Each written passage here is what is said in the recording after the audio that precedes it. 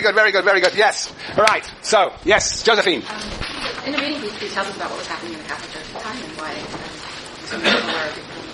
But he doesn't really say why one would go from knowing that you will be saved to somewhere in this new religion where Calvinism, where you know you're not saved.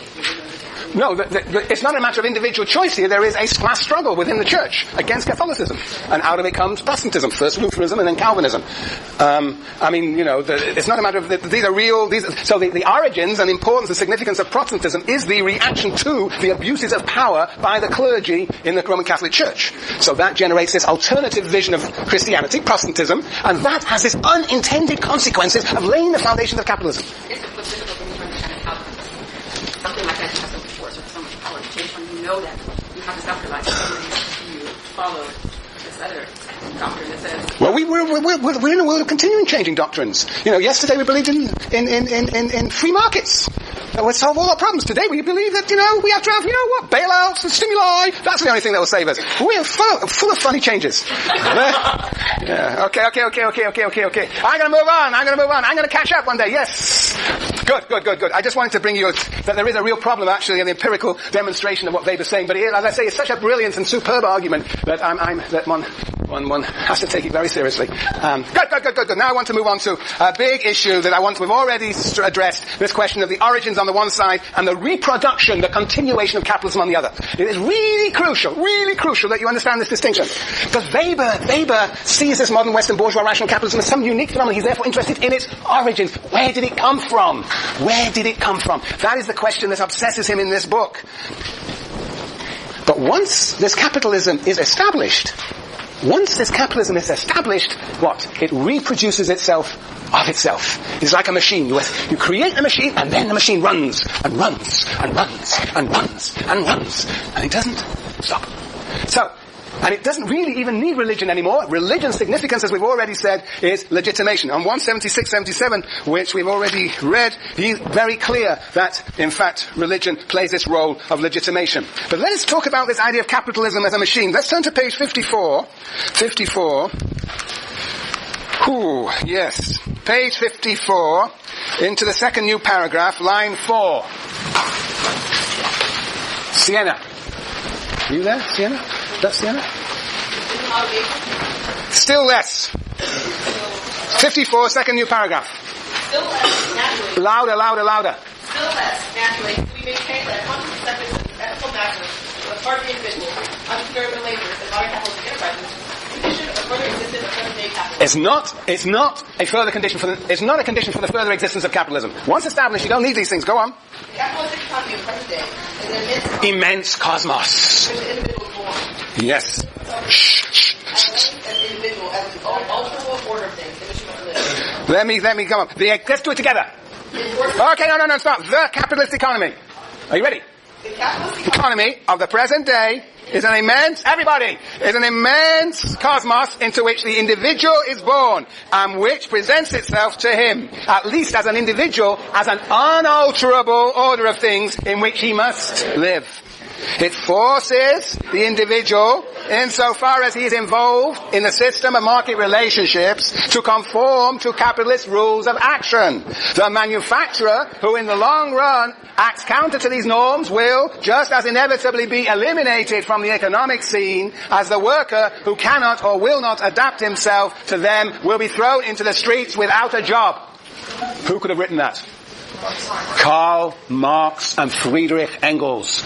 If you don't compete effectively as a capitalist, you disappear as a capitalist. If you don't sell your labor power, you cannot survive as a worker. This is almost a quote, almost as eloquent as Karl Marx and Friedrich Engels themselves. Yes, the point is, once capitalism gets going, then it reproduces itself of itself. Page 72. 72. Very well read, by the way. 72. After the Weltanschauung, in the middle of the page, that great German word meaning worldview, the middle of the page. Okay. You there, Sasha? Yeah. Good. In fact, In fact, it no longer needs the support of any religious forces, capitalism, and feels the attempts of religion to influence economic life insofar as they can still be felt at all to be as much an unjustified interference as its regulation by the state. Free markets must reproduce themselves of themselves. In such circumstances, men's commercial and social interests do tend to determine their opinions and attitudes. The material forces do indeed shape our experience and our opinions. Whoever does not adapt in his manner of life to the conditions of capitalist success must go under, or at least cannot rise. But these are phenomena of a time in which modern capitalism has become dominant, has become emancipated from its old supports. Once established, capitalism indeed is all determining of people's lives. Very good. And on page 181, the very most famous quote in this entire book, 181, which we will read together because it is so wonderful. 181, the middle paragraph. The middle paragraph. 181, the middle paragraph. Okay, after me, with me. Okay, Ariana. Okay, why don't you begin, Ariana? The middle paragraph? Yes, the Puritan. The Puritan wanted to work in a calling. We are forced to do so. The Puritan wanted to work in a calling. We are forced to do so. Because if we don't survive, whether we're capitalists or workers. Yes, go on. For when asceticism was carried out of monastic cells in everyday And when asceticism became part and parcel of our everyday life, and began to dominate worldly morality, it did its part in building the tremendous causes of the modern economic world. So when religion came out of the monastery and we began to act out our religion in daily life, we created capitalism. And we created capitalism. Go on. This order. This order is now bound to the technical and economic conditions of machine production, which today determine the lives of all the individuals who are born into this mechanism. Not only those Mechanism. We are born into a machine, a mechanism which we no longer control. A quote from Marx and Engels. Go on.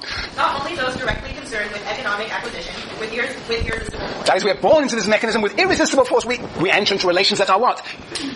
Indispensable and independent of our will. Page 2. In the preface to the contribution to the critique of the political economy. Very good. Continue. Perhaps it will still be present then until the last time the fossilized coal is burnt. In factories, the care for internal goods should only lie on the shoulders of the state like a light cloak, which can be thrown aside at any moment.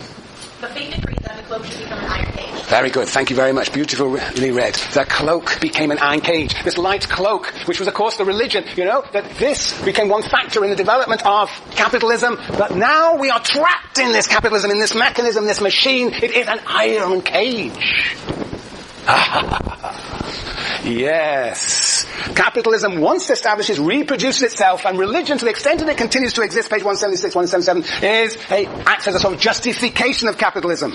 And what Weber says on 175 is that economic success undermines religion. He's quoting Wesley. And then the next very famous passage on 182. This is the second most famous passage from this book. It's actually an elaboration of the words of a very famous German philosopher, writer, Goethe. And I'm going to read to you this paragraph. No one knows who will live in this cage, this iron cage in the future, or whether at the end of this tremendous development, entirely new prophets, perhaps some new charismatic movement may overthrow this cage, may open this cage, who knows? Entirely new prophets will arise, and of course, you might think that actually Weber is anticipating the rise of fascism, of Hitler, who in a sense began to open one cage and introduce another cage. New prophets will arise, or there will be a great rebirth of old ideas and ideals, or if neither, mechanized petrification embellished with a sort of convulsive self-importance will reign. For, of the last stage of this cultural development, it might well be truly said, specialists without spirit, sensualists without heart. This nullity imagined that it has attained a level of civilization never before achieved. That is a quote from Goethe. That is the idea that we are entering into this immense cosmos, into a machine in which our lives become, in a sense, meaningless. We become specialists without spirit, without passion, without emotion, and sensualists without heart, enter into relations, again, without passion, without emotion. Yes. So this is Weber's understanding of history. First, we get the development of capitalism as the unintended consequence of the Protestant ethic.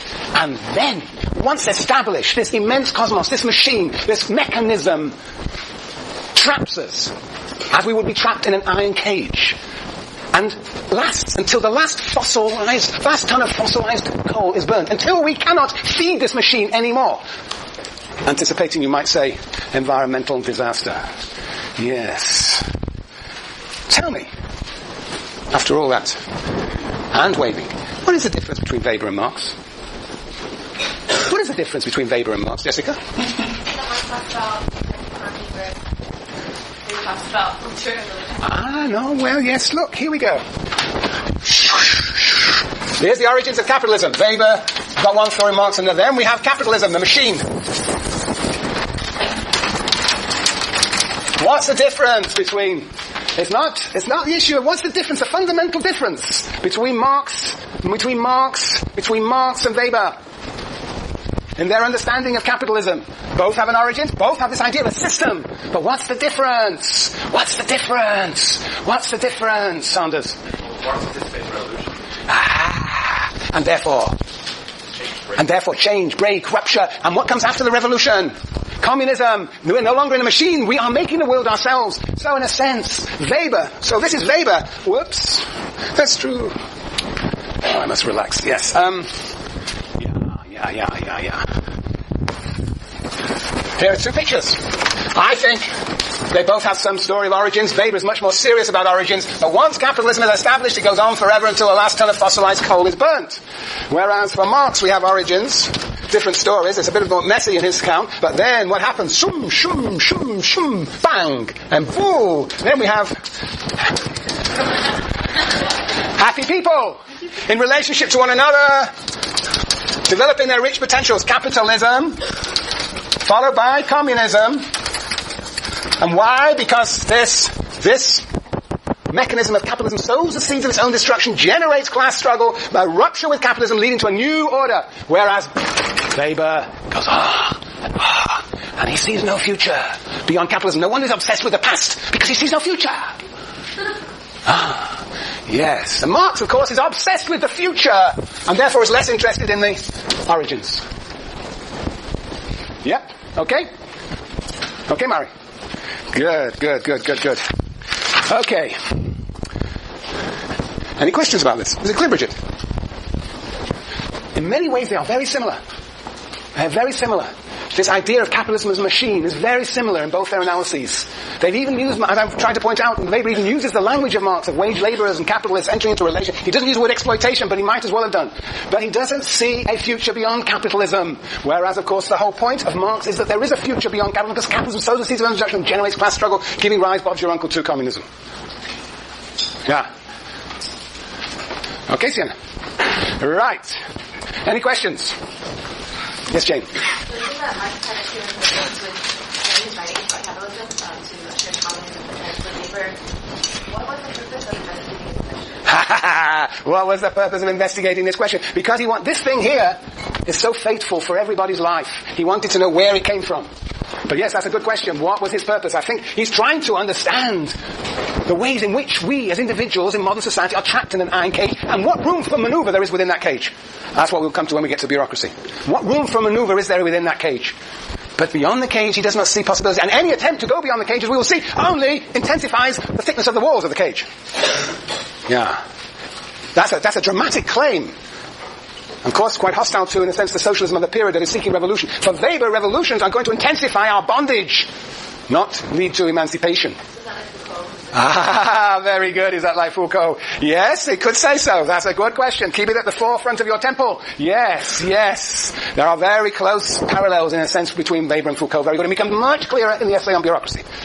Yes, Rosa? So you said that we're trapped in an iron cage and that this machine's not going to destruct until it's not stop anymore. But what is it feeding off? It's not religion.